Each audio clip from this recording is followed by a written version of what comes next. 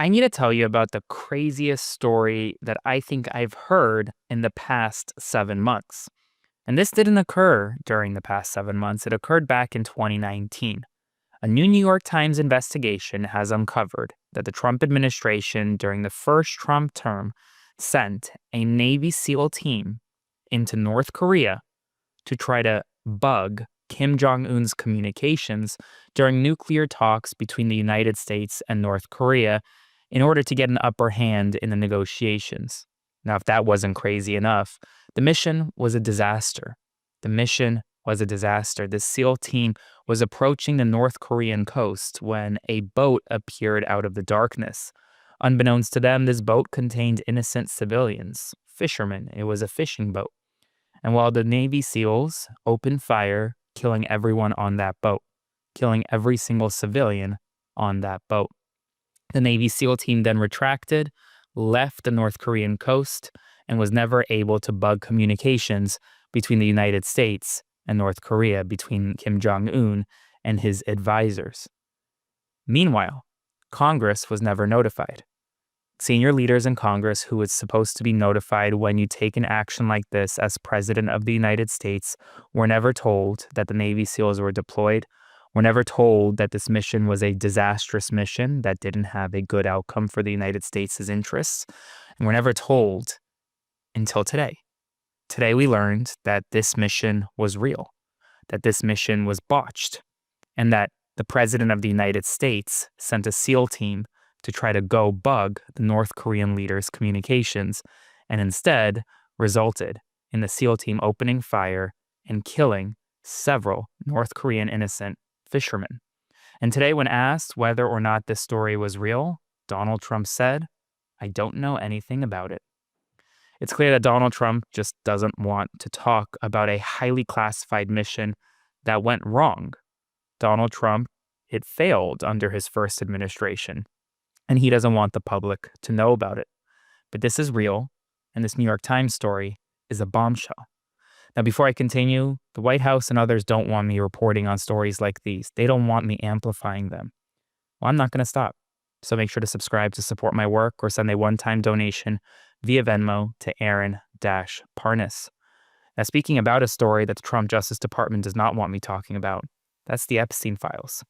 And today, Donald Trump said that the Justice Department has, quote, done its job in releasing Jeffrey Epstein records, called for an end to demands for more transparency, even as lawmakers push for a discharge petition, and as Epstein victim families, like Virginia Giuffre's, who I spoke to earlier today, demand answers for their loved ones.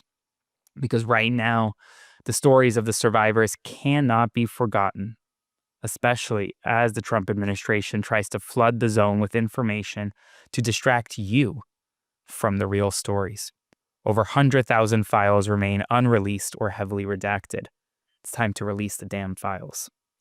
Today, ICE detained about 475 mostly South Korean workers in one of the largest raids in American history at the Hyundai and LG EV battery plant that's currently under construction in Georgia, halting work and straining economic relations between the United States and South Korea. Today, Donald Trump signed an executive order rebranding the Department of Defense as the Department of War, reviving its pre-1947 name while directing Defense Secretary Pete Hegseth to seek congressional approval for a permanent name change amid escalating military actions in the Caribbean. An official was asked about the cost of rebranding the Pentagon as the Department of War, and it's still uncertain. It'll fluctuate. Meanwhile, when talking about the Caribbean, Trump has deployed 10 F-35 stealth jets to Puerto Rico to step up operations against Caribbean drug cartels. And Trump warned Venezuela against flying any jets over U.S. ships, telling an American general that they have essentially a green light to take out these Venezuelan ships or Venezuelan planes if they put American ships in any danger. So significant tensions rising.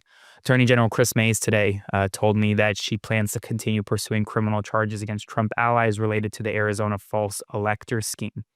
Meanwhile, a federal judge blocked the Trump administration's attempt to end temporary protected status for over 1.1 million Venezuelans and Haitians, ruling that the Department of Homeland Security Secretary Kristi Noem exceeded her authority once again. Chicago's popular El Grito Festival, scheduled for September 13th and 14th, has officially been postponed over fears of ICE raids and possible National Guard deployments.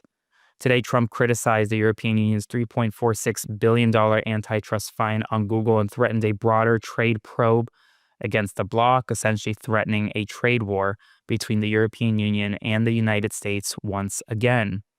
United States Secretary of Health and Human Services RFK Jr. is now claiming that Tylenol use during pregnancy may be linked to autism, but has yet to present any evidence, triggering a more than 10% plunge in Kenvue's stock, despite FDA medical groups affirming the drug's safety.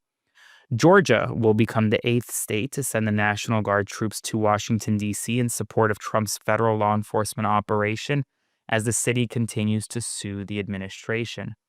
Vladimir Putin warned that any Western troops in Ukraine would be, quote, legitimate targets for Russian strikes as Donald Trump's peace efforts have stalled.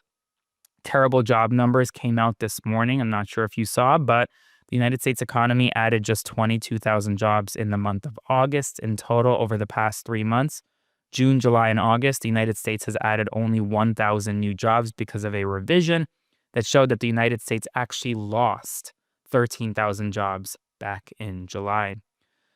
Meanwhile, Treasury Secretary Scott Bessent has urged renewed scrutiny of the Federal Reserve's power as Trump is actively pushing for more control over the central bank, which is supposed to be completely independent.